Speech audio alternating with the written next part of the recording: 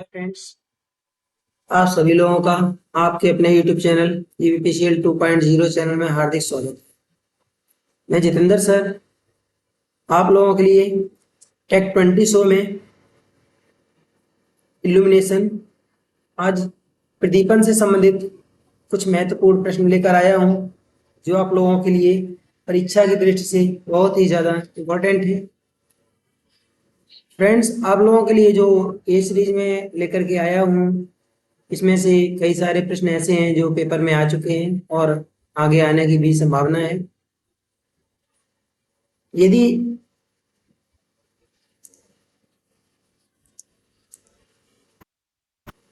यदि आपको हमारा पीडीएफ चाहिए होगा तो आप हमारे इस टेलीग्राम चैनल से ज्वाइन हो जाइए और आपको इसका फ्री पीडीएफ प्रोवाइड करवा दिया जाएगा।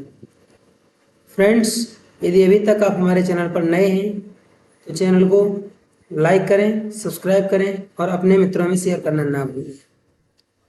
फ्रेंड्स, आज का पहला क्वेश्चन है कि प्रदीप्ति की मीट्रिक इकाई क्या है। यहाँ प्रदीप्ति मतलब होता है फ्लक्स। इसकी मीट्रिक इकाई पूछ रहा है, इसकी मीट्रिक इकाई क्या होगी। जो प्रदीप्ति है इसकी मीट्रिक इकाई क्या होगी, लक्स, ल्यूमेन, कैंडेला या फिर ल्यूमेन प्रति वाट। ठीक है, तो यहाँ राइट आंसर हो जाएगा आपका ऑप्शन नंबर ए, लक्स। ठीक है, ये होती है प्रदीपन इल्यूमिनेशन की इकाई, कैंडेला होती है आपकी ज्योति तीव्रता की इकाई और ये होती है आपकी प्रदीप्ति जो दक्षता होती है ये। ठीक है ना, ये प्रदीपन दक्षता की इकाई होती है, ये ज्योति तीव्रता की इकाई होती है और ये वाली आपकी ल्यूमेन जो है प्रदीप्ति फ्लक्स की इकाई होती है। ठीक है, याद रखना है इसको। चलिए आगे चलते हैं। तो इसका राइट आंसर हो जाएगा आपका क्या, option number A. Next question है, किस स्थान पर समान प्रदीप्ति हेतु आवश्यक है उपयोगिता कारक 1 हो, बीम गुणक का मान 1 हो, स्पेस ऊंचाई का मान उचित हो, परिवर्ती कारक का मान 1 हो। राइट आंसर हो जाएगा स्पेस ऊंचाई का मान उचित हो, तो आपको समान प्रदीप्ति जो है वो मिलेगी। नेक्स्ट क्वेश्चन है फ्रेंड्स, निम्न में से किस कार्य को करने में सर्वाधिक प्रदीप्ति की आवश्यकता पड़ती है। कार्यालय संबंधी कार्य, घड़ियों संबंधी कार्य, पेंटिंग संबंधी कार्य या स्पोर्ट्स संबंधी कार्य। तो फ्रेंड्स ध्यान दीजिए, जो बारीक काम होते हैं, ठीक है ना, कौन से जो बारीक काम होते हैं इनको करने के लिए हमको अधिक प्रकाश की आवश्यकता पड़ती है। ठीक है ना, अधिक प्रकाश की आवश्यकता पड़ती है बारीक कामों के लिए। तो यहाँ पर देख रहे हैं आप, इन सभी में से सबसे बारीक काम कौन सा है, घड़ियों वाला। ठीक है, इसका राइट आंसर हो जाएगा आपका ऑप्शन नंबर बी। ठीक है ना, और सबसे कम यहाँ किसका पूछा है, सर्वाधिक पूछा है। अगर पूछेगा कि सबसे कम आवश्यकता हमको कहाँ पर और किस स्थान पर होगी, तो यहाँ पर हो जाएगा स्पोर्ट्स में, कभी कभी यहाँ पर प्लेटफार्म। ठीक है ना, ये भी कभी कभी यहाँ पर प्लेटफार्म, ये भी ऑप्शन रहता है। ठीक है, जो प्लेटफार्म होता है, प्लेटफार्म है, ठीक है ना, प्लेटफार्म है, खेल के मैदान हो ही गया। इसके बाद यार्ड होता है, ठीक है ना, यार्ड होता है, एयरपोर्ट होता है, एयरपोर्ट होता है। इन स्थानों पर जो है प्रदीपन, कम प्रदीपन की आवश्यकता होती है। या फिर वार्ड होता है, हॉस्पिटल वार्ड, ऐसे स्थान पर। अगर ओटी बेंच पूछेगा, ठीक है ना, ओटी बेंच पूछेगा तो यहाँ पर बहुत अधिक तीव्र प्रकाश की आवश्यकता होती है। ओटी का मतलब है ऑपरेशन थिएटर बेंच। यहाँ पर बहुत तीव्र प्रदीपन की मतलब प्रकाश की आवश्यकता होती है। ऐसे ही घड़ियों में और ऐसे ही बारीक सिलाई कार्यों के लिए भी हमको तीव्र प्रकाश या सर्वाधिक प्रकाश की आवश्यकता होती है। डाइनिंग टेबल पर कम प्रकाश रहेगा, जैसे भोजन कक्ष है उसमें कम प्रकाश रहेगा। और आपका जो भवन में, ठीक है ना, भवन में कौन सा, शयन कक्ष होता है, ठीक है ना, सोने वाला कमरा, इसमें कम प्रदीपन की आवश्यकता होती है।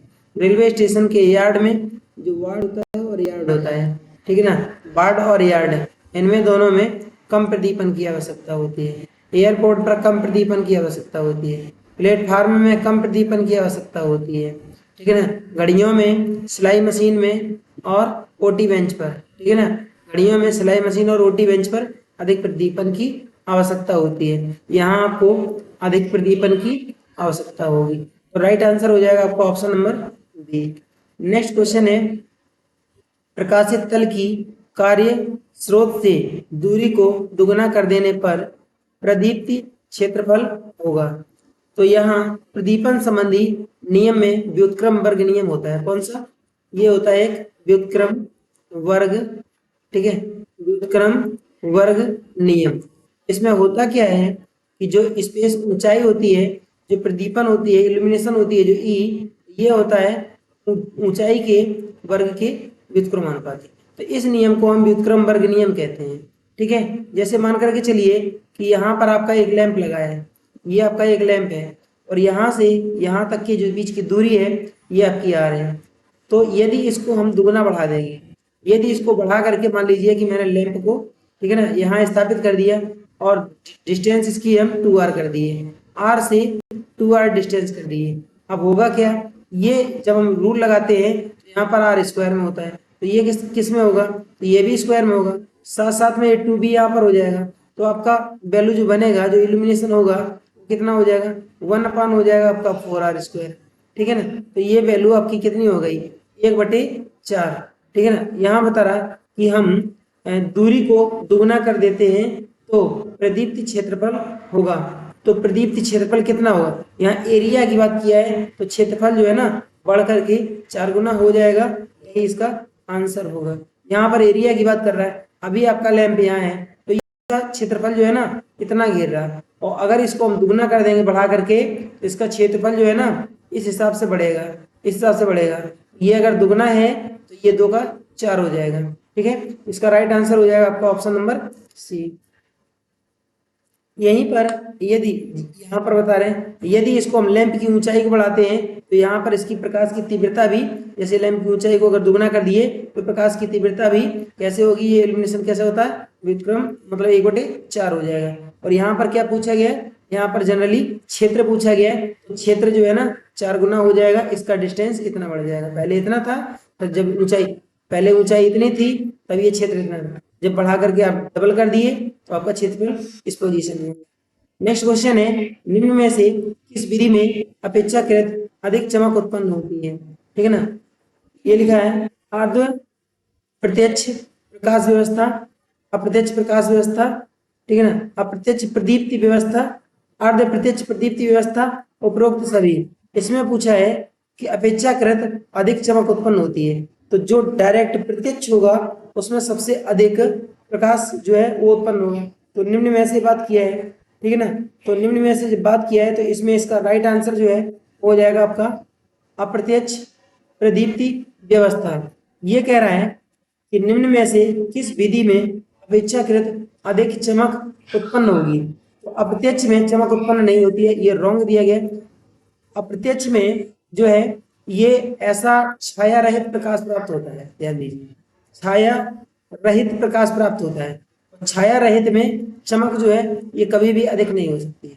यहाँ लिखा अधिक चमक उत्पन्न करता है, तो जो अधिक चमक उत्पन्न करेगा ये जो है अर्ध अप्रत्यक्ष, ये भी नहीं हो सकता है। ये लिखा है अर्ध प्रत्यक्ष प्रकाश व्यवस्था है, इसका राइट आंसर ये हो सकता है यदि ऑप्शन में यहाँ पर प्रत्यक्ष दिया होता है, ठीक है ना, यदि यहाँ पर ऑप्शन में प्रत्यक्ष दिया होता है तो ये आपका राइट हो जाएगा।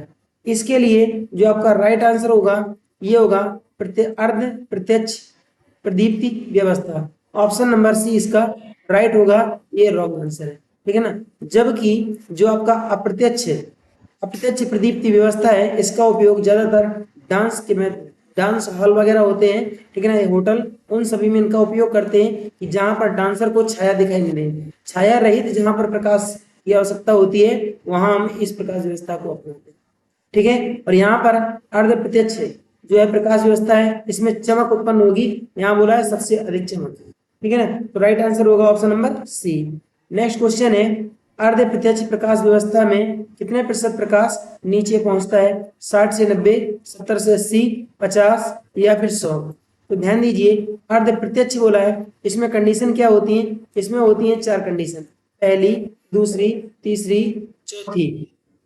सबसे पहले होता है आपका प्रत्यक्ष प्रकाश, ठीक है ना, प्रत्यक्ष व्यवस्था, इसमें कितना होता है, इसमें 90% प्रकाश जो है ये नीचे की तरफ आता है और 10% जो है ये ऊपर की तरफ जाता है, कितना, 10%। इसके बाद होता है अप्रत्यक्ष, ठीक है ना, इसके बाद होता है अप्रत्यक्ष। तो इसी का आप उल्टा कर दीजिए, ठीक है ना, इसी का उल्टा कर दीजिए। 90% ऊपर की तरफ जाएगा और 10% जो है ये किधर आएगा, ये नीचे की तरफ आता है। इसके बाद होता है अर्ध अर्ध प्रत्यक्ष, ठीक है ना, अर्ध प्रत्यक्ष प्रकाश व्यवस्था। इसमें कितना होता है, 60% से 90% जो है ये प्रकाश नीचे की ओर जाता है, और 10 से, ठीक है ना, 10% से 40% प्रकाश जो है ये किधर जाता है, ये ऊपर की तरफ जाता है अर्ध प्रत्यक्ष में। और अर्ध अप्रत्यक्ष होता है, ठीक है ना, अर्ध अप्रत्यक्ष होता है। इसमें क्या होगा, अर्ध अप्रत्यक्ष प्रकाश व्यवस्था में 60 से 90% जो होता है ये ऊपर जाता है अप्रत्यक्ष में, ठीक है। और इसके बाद 10 से 40% जो होता है ये नीचे प्रकाश आता है, ठीक है ना। किससे, 10% से 40%, 10% से 40% जो प्रकाश होता है ये कहाँ पर आता है, ये नीचे की तरफ आता है, ठीक है फ्रेंड्स। मैंने यहाँ पर कितना बताया, 10 से मैंने 40 बताया। 10% से 40% जो प्रकाश होता है ये नीचे की तरफ। इसके अतिरिक्त और होता है, एक होती है आपकी कौन सी, सामान्य प्रकाश व्यवस्था। कौन सी, सामान्य प्रकाश व्यवस्था, सामान्य प्रकाश व्यवस्था, सामान्य प्रकाश व्यवस्था। इसमें कितना होता है, इसमें 50-50% होता है। 50% प्रकाश ऊपर की तरफ और 50% प्रकाश होता है ये नीचे की तरफ होता है। और सामान्य प्रकाश व्यवस्था के अंतर्गत जो लैंप आता है इसको हम GLS लैंप कहते हैं, ठीक है ना, GLS लैंप कहते हैं। GLS लैंप का, GLS का संबंध, जो GLS का फुल फॉर्म है ये इसका होता है जनरल, ठीक है ना, जनरल लाइटनिंग, ठीक है ना, सर्विस, सर्विस, ठीक है ना, जनरल लाइटनिंग सर्विस इसका फुल फॉर्म होता है। मतलब सामान्य, कौन सा, सामान्य प्रकाश, सामान्य प्रकाश सेवा या व्यवस्था, ठीक है ना, सामान्य प्रकाश व्यवस्था। इसको गरीब के घर का, ठीक है ना, गरीब के घर का लैंप, ठीक है ना, इस नाम से भी जाना जाता है। GLS लैंप जो होता है इसका जो पावर फैक्टर होता है, क्या, इसका जो पावर फैक्टर होता है ये फ्रेंड्स कितना होता है, 1 होता है। इसका शक्ति गुणक इकाई होता है। याद रखना, शुद्ध प्रतिरोधी परिपथ की भांति व्यवहार करता है। इस प्रश्न का राइट आंसर हो जाएगा आपका 60 से 90% अर्ध प्रत्यक्ष प्रकाश व्यवस्था।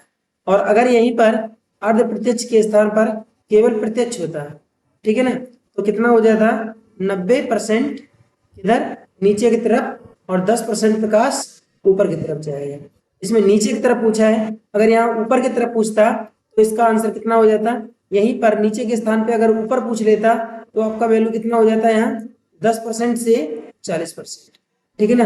अर्ध प्रत्यक्ष में, अर्ध प्रत्यक्ष में 10% से 40% प्रकाश किधर जाता है, ऊपर की तरफ। नेक्स्ट क्वेश्चन है, कार्बन या धातु निर्वात निष्क्रिय गैस युक्त लैंप कौन सा है। यहां बोला है फ्रेंड्स निर्वात, यह बोला है निष्क्रिय गैस लैंप। ये कौन सा है, incandescent lamp, gas discharge lamp, arc lamp या फिर नियॉन लैंप। राइट आंसर हो जाएगा इनकंडेंसेंट लैंप। इसी को जनरली हम GLS लैंप कहते हैं, जनरल लाइटिंग सर्विस लैंप। इसी का अभी हम जो पावर फैक्टर बता रहे थे ये फ्रेंड्स इकाई होता है, शुद्ध प्रतिरोधी परिपथ पर कार्य करता है। नेक्स्ट क्वेश्चन है, गैस धात्विक फिलामेंट लैंप में निष्क्रिय गैस भरने से फिलामेंट का कार्यकारी तापमान निर्वात प्रकार के फिलामेंट की तुलना में फ्रेंड्स बढ़ जाता है। जब हम किसी भी लैंप में गैस भर देंगे तो उसका जो कार्यकारी टेम्परेचर जो होगा, ये टेम्परेचर फ्रेंड्स यहाँ पर ऑप्शन देखिए, ऑप्शन लिखा है कम हो सकता है, अधिक हो सकता है, बहुत कम या शून्य हो सकता है, कोई प्रभाव नहीं पड़ सकता है। तो राइट आंसर हो जाएगा अधिक हो जाता है जब हम कोई उसमें, ठीक है ना, गैस जो है गैस को भर देते हैं। तो नेक्स्ट क्वेश्चन हो जाएगा, ट्यूबलाइट को DC पर प्रयोग करने के लिए आवश्यक अतिरिक्त युक्ति है। कैपेसिटर गलत, प्रेरक ये भी गलत, ट्रांसफार्मर ये भी गलत, तो क्या प्रतिरोध लगाते हैं, यही सही होना चाहिए। राइट आंसर आपका है क्या, ऑप्शन नंबर डी, ठीक है। यहाँ पर बात कर रहा है किसकी, एक कर रहा है यहाँ फ्लोरोसेंट ट्यूबलाइट की, ठीक है ना, फ्लोरोसेंट ट्यूबलाइट की बात कर रहा है। तो इसमें फ्लोरोसेंट ट्यूब में क्या क्या होता है जरा देखते हैं। यहाँ पर फ्लोरोसेंट ट्यूब में यहाँ पर होते हैं फिलामेंट, ठीक है ना, यहाँ पर होते हैं जनरली, इसमें क्या फिलामेंट होते हैं।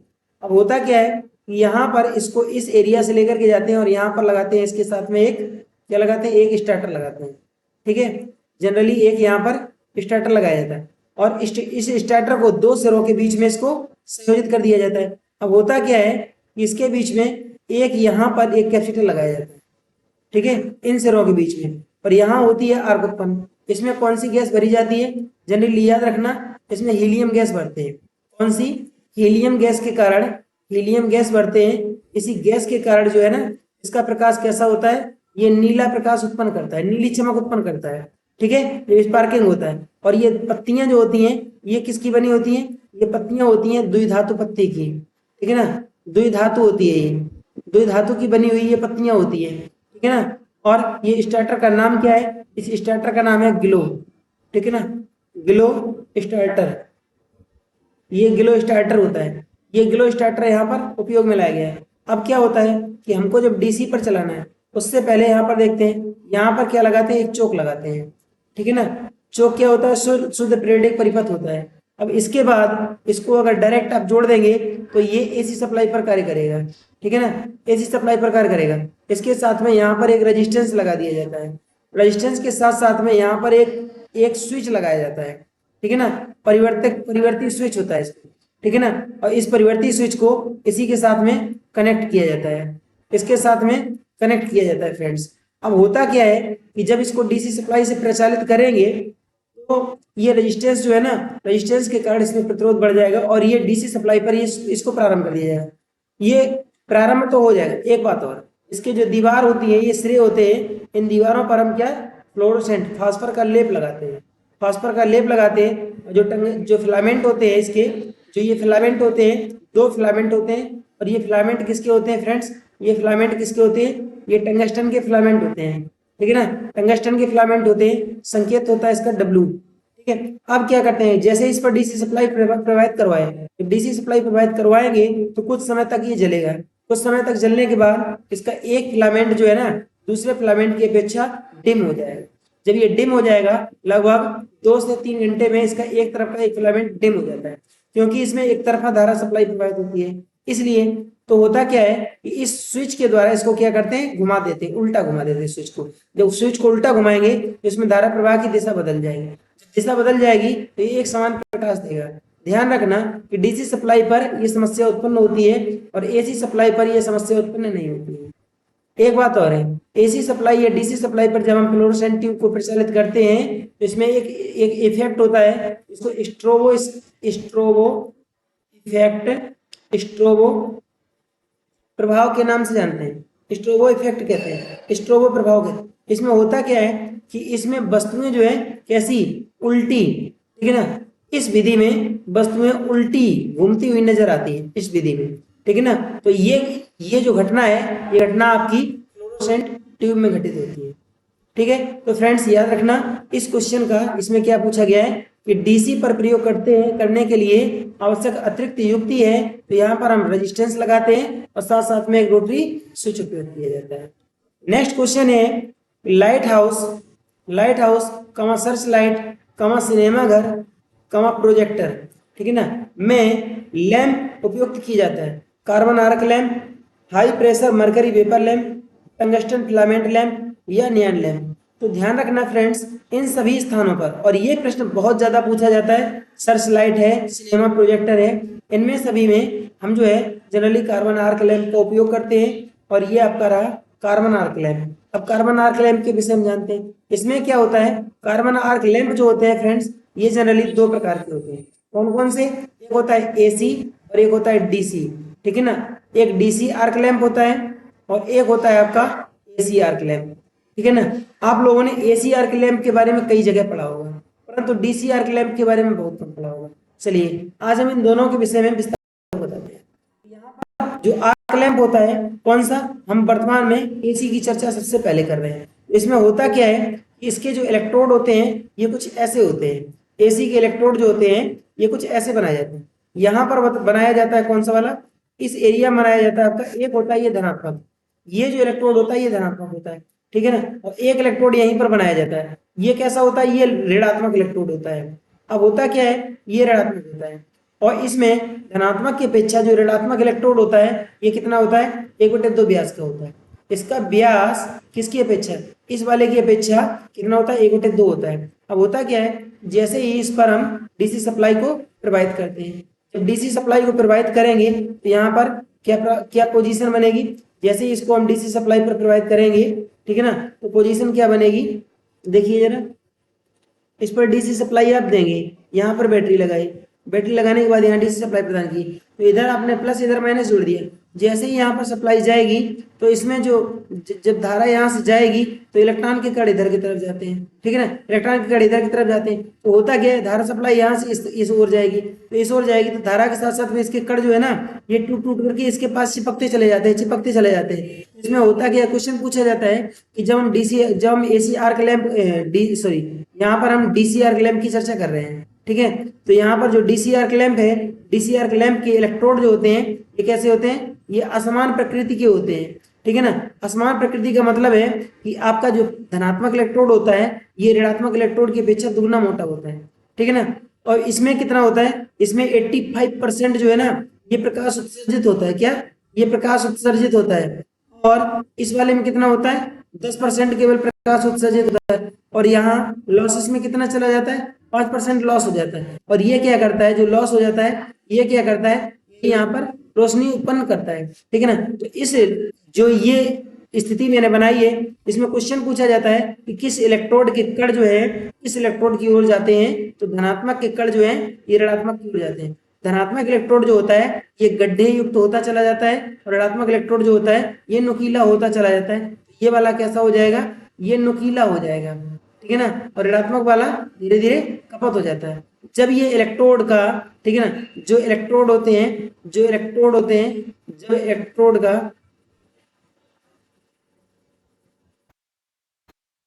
जब इलेक्ट्रोड का कितना 1/3 हिस्सा शेष बचता है, ठीक है ना, शेष बचता है, तो क्या करते हैं, इसे बदल देते हैं, क्या करते हैं, इसे बदल देते हैं, ठीक है। तो ये आपका है डीसी आर्क लैंप। अब एसी आर्क लैंप के विषय में जानते हैं। एसी आर्क लैंप में क्या होता है, एसी आर्क लैंप की एसी आर्क लैंप के विषय में नहीं पढ़ा होगा, ठीक है फ्रेंड्स। एसी आर्क लैंप में क्या होता है, एसी आर्क लैंप के जो इलेक्ट्रोड होते हैं ये एक समान होते हैं और इनमें समान खपत होते हैं। और डीसी आर्क में क्या होता है, डीसी आर्क में धनात्मक का इलेक्ट्रोड अधिक, ठीक है ना, ये अधिक खपत होता है क्योंकि इसके जो है ना ये टुकड़े टूट टूट करके किसके पास जाते हैं, ऋणात्मक के पास। और जो ऋणात्मक होता है इसमें ऋणात्मक का खपत नहीं होता है, ये बढ़ता है, इसमें वृद्धि होती है, ठीक है ना, इसमें वृद्धि होती है। और जबकि एसी के जो इलेक्ट्रोड होते हैं इसमें क्या होता है, एसी के दोनों इलेक्ट्रोड जो होते हैं ये कैसे होते हैं, ये समान प्रकृति के होते हैं, दोनों के दोनों इलेक्ट्रोड एक समान होते हैं। अब इसमें होता क्या है, इसमें जो यहाँ से प्रकाश निकलेगा ये बहुत तीव्रता के साथ प्रकाश निकलता है, इसमें दोनों पर 50-50% जो है ना 50-50% प्रकाश उत्पन्न होता है। और यहाँ पर एक इसमें दर्पण लगाया जाता है, ठीक है ना, दर्पण लगाया जाता है। इसके कारण होता क्या है, इसके कारण बहुत तीव्र गति से ऊपर की तरफ जो है ना एक दिशीय प्रकाश ऊपर की तरफ निकलता है बहुत तेजी के साथ, ठीक है, ऊपर की तरफ बहुत तेजी के साथ प्रकाश निकलता है। अब ये ऊपर की तरफ जाएगा, ये बहुत तीव्रता से रोशनी उत्पन्न करता है। ये होता है फ्रेंड्स कौन सा, ये होता है आपका AC arc lamp. AC arc lamp के दोनों इलेक्ट्रोड जो होते हैं, इलेक्ट्रोड फर्स्ट और इलेक्ट्रोड सेकंड, समान आकृति के होते हैं और समान इनकी खपत होती है। कैसी आकृति जो होती है ना, इनकी आकृति जो होती है ये कैसी होती है, ये समान होती है। और खपत जो होती है ना, इसमें जो खपत होती है ये कैसी होती है, खपत जो होती है ये बराबर बराबर होती है, ठीक है ना। दोनों इलेक्ट्रोड में जो खपत होती है, ठीक है ना, इलेक्ट्रोड में जो खपत होती है ये बराबर बराबर होती है। फ्रेंड्स याद रखना, ये आपका है एसी आर्क लैंप और ये रहा आपका डीसी आर्क लैंप, ठीक है। इसमें सर्च लाइट पूछा है, light house, search light, cinema project, cinema घर और प्रोजेक्टर, ठीक है ना। और इसके साथ साथ में बैटरी चार्जिंग, क्या, बैटरी चार्जिंग, ठीक है ना, बैटरी चार्जिंग, इनके सबके लिए हम कार्बन आर्क लैंप का उपयोग कर सकते हैं। एक बात याद रखना, इस लैंप का उपयोग प्रकाश व्यवस्था के लिए, सामान्य प्रकाश के लिए, ठीक है ना, प्रकाश के लिए नहीं करते हैं, प्रकाश के लिए इसका उपयोग हम नहीं करते हैं, इन सभी चीजों के लिए इसका उपयोग कर लेते हैं। नेक्स्ट क्वेश्चन है, यदि किसी लैंप को उसकी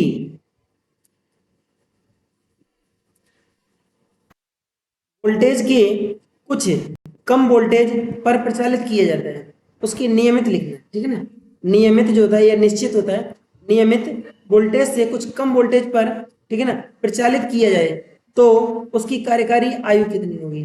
तो जो नियमित उसकी जो वोल्टेज है उससे हम वोल्टेज को घटा दें तो उसकी आयु जो है ना फ्रेंड्स कितनी होगी, बढ़ जाती है। इसका राइट आंसर हो जाएगा ऑप्शन नंबर ए। जो उसकी नियमित मतलब जो नियमित है, ठीक है ना, नियमित आयु है, सॉरी नियमित जो वोल्टेज है, नियमित वोल्टेज जो हमेशा दे रहे हैं उस वोल्टेज से हम कुछ कम वोल्टेज कर दें। किसी भी लैंप की जब हम वोल्टेज घटाते हैं तो उसकी आयु जो होती है ना, ठीक है ना, आयु जो होती है ये हमेशा बढ़ती है।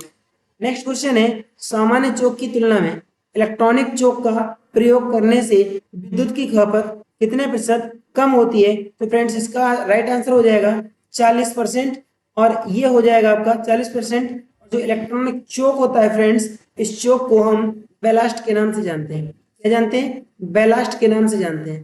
बैलास्ट के नाम से चौक को जाना जाता है, ठीक है ना। सामान्यतः चौक का उपयोग हम किसके साथ में करते हैं? फ्लोरोसेंट, ठीक है ना, फ्लोरोसेंट, फ्लोरोसेंट लैंप के साथ में, सॉरी फ्लोरोसेंट ट्यूब के साथ में इसका उपयोग किया जाता है। किसके साथ में?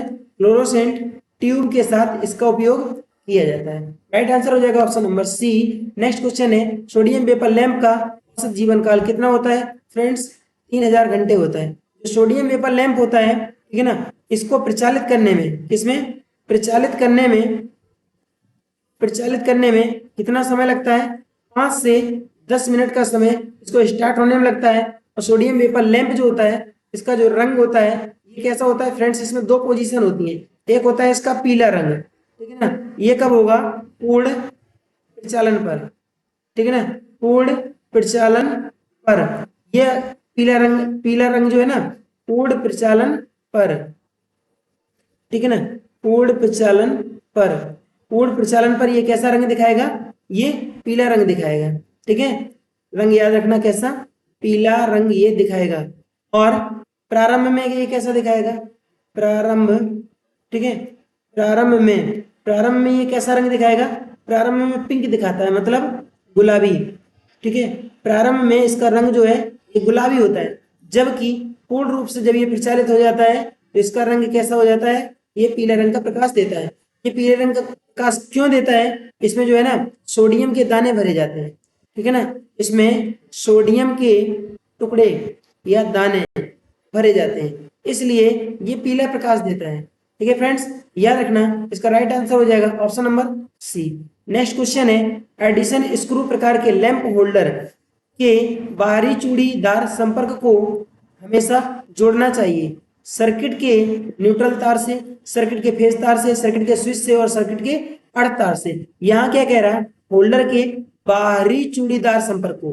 ध्यान देना कि जो होल्डर आपका, मान लीजिए कि ये होल्डर बना हुआ है, तो होल्डर में यहाँ पर आपका लैंप लगा है ये, ठीक है ना, यहाँ पर आपका लैंप लगा है, तो लैंप के ये बाहर वाले हिस्से को बता रहा, ठीक है ना, ये आपके बाहर से लगे लैंप के बाहर वाले इस हिस्से को। तो याद रखना फ्रेंड्स, जिनमें धारा प्रवाहित नहीं होती है, ऐसे धात्विक जो पदार्थ होते हैं, ठीक है ना, ये वस्तुएं होती हैं, उनको हम क्या करते हैं? उनको हमेशा हम ग्राउंड करते हैं, ठीक है ना, उनको हमेशा ग्राउंड करते हैं, ठीक है। ये आपका हो जाएगा सप्लाई, ये हो जाएगा आपका फेज, और ये हो जाएगा न्यूट्रल, ये लैंप हो जाएगा, और ये हो जाएगा अर्थ। तो उसको हम हमेशा अर्थ तार से जोड़ते हैं। याद रखना यहाँ पर न्यूट्रल नहीं होगा, ये बाहरी होल्डर है, ठीक है ना, यहाँ न्यूट्रल भी हो सकता है फ्रेंड्स, क्योंकि कभी कभी एडिशन स्क्रू अगर छोटे लैंप होते हैं, ठीक है ना, छोटे लैंप होते हैं तो उसको हम न्यूट्रल तार से कभी कभी जोड़ देते हैं। जो न्यूट्रल होता है ना उसको कभी अर्थ भी किया जाता है, लेकिन याद रखना इसको अर्थ जो है ना अर्थ निश्चित रूप से किया जाता है, ठीक है ना, अर्थ निश्चित रूप से किया जाता है फ्रेंड्स, इसको भी याद रखना। ये आपका राइट आंसर जो है, राइट आंसर आपका यह न्यूट्रल तार तो है, परंतु यहाँ पर आपका राइट आंसर ये भी हो सकता है, क्योंकि यहाँ पर किसी भी लैंप की बाहर की बॉडी जो होती है ना, बॉडी को जोड़ने के लिए हम क्या करते हैं? बॉडी को जोड़ने के लिए हम किसका? हम अर्थ का उपयोग करते हैं, ठीक है। परंतु यदि आपके टॉर्च के लैंप है, किसके? टार्च का लैंप है, टार्च का जो होल्डर है, ठीक है ना, टार्च का जो होल्डर होता है, इसकी इसको जो बॉडी, इसका जो होल्डर होगा, टार्च का जो होल्डर होगा, ठीक है ना, जो टार्च का होल्डर होगा, इसकी बॉडी को हम क्या करते हैं? न्यूट्रल से जोड़ते हैं। याद रखना, इसकी बॉडी को न्यूट्रल जोड़, अगर बड़े, ठीक है ना। अगर बड़े लैंप हैं, ठीक है ना, और एसी पर प्रचालित किए जा रहे हैं, तो इसकी हम जो बॉडी होती है, बॉडी के साथ इसको नहीं जोड़ते हैं, ठीक है ना। तो इसको हम जोड़ते हैं हमेशा किसके साथ, अर्थ के साथ जोड़ते हैं, और इसमें अंदर जो है ना दोनों के लिए सप्लाई व्यवस्था होती है, ठीक है। यहाँ पर दो बातें हैं फ्रेंड्स, यहाँ पर दो बातें हैं। जो लैंप होता है कि लैंप का जो बॉडी होता है ये हमेशा ग्राउंड कर दिया जाता है अगर यहाँ पर लैंप बड़ा है, ठीक है ना, बड़ा है, बड़ा लैंप, ठीक है। अगर ये लैंप अगर छोटा है, कौन सा, बहुत छोटे लैंप है, अगर छोटे हैं जैसे कि यहाँ टॉर्च का लैंप है, तो टॉर्च जैसे ऐसे अगर लैंप है तो इनमें क्या करना होता है, तो इनमें यहाँ पर बॉडी पर ही दे दिया जाता है। तो यहाँ छोटे बड़े की तो कोई बात किया नहीं, जब बात नहीं किया है तो फ्रेंड्स आप इस आंसर को मार सकते हैं, आपका ऑप्शन पहला सही हो जाएगा। नेक्स्ट क्वेश्चन है, एक फ्लोरोसेंट ट्यूब लैंप की चोक कुंडली शॉर्ट सर्किट हो गई है, इसका क्या परिणाम होगा। चोक को पुनः चालू करने पर तंतु जल जाएगा, ट्यूब तीव्र प्रकाश देगा, ट्यूब मंद प्रकाश देगा, परिपथ की धारा बहुत अधिक बढ़ जाएगी। इसका फ्रेंड्स राइट आंसर हो जाएगा ऑप्शन नंबर ए। यहाँ होगा क्या, राइट आंसर हो जाएगा ऑप्शन नंबर ए। यहाँ क्या कह रहा है कि जो ट्यूब की चोक है ये अगर शॉर्ट सर्किट हो जाती है और उसके बाद हम क्या करते हैं कि तब उस अवस्था में ट्यूबलाइट जो है ना ये कंटिन्यू प्रकाश देती रहेगी, और जैसे ही एक बार आपने ट्यूब को बंद किया और बंद करने के बाद क्या लिखा है, पुनः चालू करने पर, जब हम पुनः दोबारा चालू करते हैं सप्लाई को बंद करके, तो इसका जो फिलामेंट होता है ये जल जाता है। जो आपकी जो ट्यूबलाइट होती है इसका जो फिलामेंट होता है, यहाँ पर जो फिलामेंट लगता है, ठीक है ना, ये किस अवस्था में जल जाता है, जब इसकी चोक जो है ना, ये चोक जो कुंडली होती है ये शॉर्ट सर्किट हो जाए, ठीक है ना, ये है उस अवस्था में, ठीक है ना, उस अवस्था में इसको हम जब पुनः चालू करते हैं तो इसके ये तंतु जो फिलामेंट होते हैं ना ये जल जाते हैं। फ्रेंड्स याद रखना, जो फ्लोरोसेंट होती है इसके बढ़ाने के लिए हम मेन सप्लाई के समांतर क्रम में एक संधारित्र भी स्थापित करते हैं। ये आपका चोक है, यहाँ पर एक कैपेसिटर जोड़ा जाता है, ठीक है। तो इस क्वेश्चन का राइट आंसर हो जाएगा option number A. Next question है नियॉन साइन ट्यूब, ठीक है ना, नियॉन साइन ट्यूब परिपथ में फायरमैन स्विच का संयोजन किया जाता है, मुख्य स्विच के साथ भवन के अंदर, भवन के बाहर, वैद्युत उप स्थानों में। इसका राइट आंसर हो जाएगा मुख्य स्विच के साथ फायरमैन स्विच को संयोजित किया जाता है नियॉन साइन ट्यूब में, ठीक है ना। तो नियॉन साइन जो ट्यूब होती है इसका जो उपयोग हम करते हैं, ठीक है ना, इसका जो उपयोग करते हैं ये किसके लिए करते हैं, जनरली याद रखना, इसका उपयोग हम प्रचार के लिए करते हैं, ठीक है ना, इसका उपयोग हम प्रचार के लिए करते हैं। और इसकी जो लंबाई होती है, ठीक है ना, नियॉन साइन जो ट्यूब होती है इसकी जो लेंथ होती है, क्या लंबाई, जो लंबाई होती है ये कितनी होती है, लंबाई जनरली 5 फीट होती है, याद रखना 5 फीट इसकी लंबाई होती है। और नियॉन साइन जो ट्यूब होती है, ठीक है ना, जो ट्यूब होती है ये ट्यूब किस पर प्रचालित होती है, ये वोल्टता पर आधारित होती है, ठीक है ना, ये वोल्टता पर आधारित होती है, ये धारा पर, ठीक है ना, धारा पर आधारित नहीं होती है, याद रखना ये वोल्टता पर आधारित होती है। इसके साथ में एक ट्रांसफार्मर उपयोग में लाया जाता है, इसके ट्रांसफार्मर उपयोग में लाया जाता है, कौन सा, स्टेप अप, ठीक है ना, ट्रांसफार्मर। ये जो नियॉन साइन ट्यूब होती है इसमें स्टेप अप ट्रांसफार्मर का उपयोग किया जाता है। फ्रेंड्स जो फायरमैन स्विच होता है एसी के साथ में लगाया जाता है। नेक्स्ट क्वेश्चन है नियॉन साइन ट्यूब का कार्य सिद्धांत क्या है, प्रतिदीप्ति प्रभाव, गैस विसर्जन, फोटो विद्युत और या फिर प्रकाश उत्सर्जन। राइट आंसर हो जाएगा गैस विसर्जन। इसके अंदर एक गैस भरी जाती है जिसका नाम है नियॉन गैस, ठीक है ना, नियॉन गैस, और इसका उपयोग हम करते हैं, का उपयोग हम जनरली प्रचार के लिए करते हैं। नेक्स्ट क्वेश्चन है टेबल में मिलान कीजिए, ये क्या है, ये आपके फ्लोरोसेंट पाउडर है, ठीक है ना, ये आपके फ्लोरोसेंट फ्लोरोसेंट पाउडर है और ये आपके रंग है। और ये किसके रंग है, ये जो ट्यूब होती है, ठीक है ना, कौन सी, जो ट्यूब होती है फ्लोरोसेंट ट्यूब उसकी दीवार पर इनको लगाया जाता है। अब इसमें मिलान करता है, यदि हम जिंक सिलिकेट भरते हैं, पाउडर लगाते हैं, तो कौन सा रंग का प्रकाश देगा, तो याद रखना जिंक सिलिकेट हमेशा हरे रंग का प्रकाश देता है, ठीक है ना। कैल्शियम टंगस्टेट जो होता है, कैल्शियम टंगस्टेट जो होता है ये नीले रंग का प्रकाश देता है, ठीक है। जिंक बेरिलियम सिलिकेट जो होता है ये पीला सफेद प्रकाश देता है। इसके बाद कैडमियम बोरेट जो होता है ये गुलाबी प्रकाश देता है, ठीक है ना, ये गुलाबी प्रकाश देता है, ठीक है। तो इसका राइट आंसर हो जाएगा आपका ऑप्शन नंबर बी, ठीक है ना, ऑप्शन नंबर 20 का राइट आंसर हो जाएगा। नेक्स्ट क्वेश्चन है नीचे दिए गए चित्र में सोडियम लैंप में एक्स के रूप में सांकेतिक भाग का नाम क्या है। आधार, सोडियम वाष्प, आर्क लैंप, आर्क ट्यूब या फिर ऑक्साइड लेपित इलेक्ट्रोड। तो फ्रेंड्स यहाँ पर जो आप देख रहे हैं इस लैंप में, यहाँ पर जो है इसमें इलेक्ट्रोडों को दर्शाया गया है। राइट आंसर हो जाएगा आपका ऑप्शन नंबर डी। ठीक है ना, ऑप्शन नंबर डी जो है आपका राइट आंसर हो जाएगा। यहाँ पर जो है इसमें ये इलेक्ट्रोड दिखाए गए हैं और ये है कौन सा, सोडियम लैंप है। इसमें होता क्या है, इसमें सोडियम के, ठीक है ना, इसमें सोडियम जो होती है, सोडियम की वाष्प भरी जाती है। ठीक है ना, याद रखना सोडियम का सिंबल Na होता है और इसका वैल्यू जो होता है ये 11 होता है। ठीक है ना, परमाणु क्रमांक। नेक्स्ट क्वेश्चन है और ये है हमारा अंतिम प्रश्न। ठीक है ना, लाल रंग की एलईडी का फॉरवर्ड वोल्टेज ड्रॉप कितना होता है, 2.2 वोल्ट, 2.1 वोल्ट, 1.8 वोल्ट या 1.6 वोल्ट। तो फ्रेंड्स याद रखना इस क्वेश्चन का राइट आंसर हो जाएगा आपका ऑप्शन नंबर सी, 1.8 वोल्ट आपका राइट आंसर हो जाएगा। तो फ्रेंड्स कैसा रहा हमारा आज का वीडियो। फ्रेंड्स एक क्वेश्चन और है अभी हमारे पास, ठीक है, और है यहाँ पर प्रश्न देख सकते हैं। फ्रेंड्स कैसा रहा आज का हमारा वीडियो यदि अच्छा लगा हो तो वीडियो को लाइक शेयर सब्सक्राइब करना ना भूलें। Thank you for watching. जय हिंद।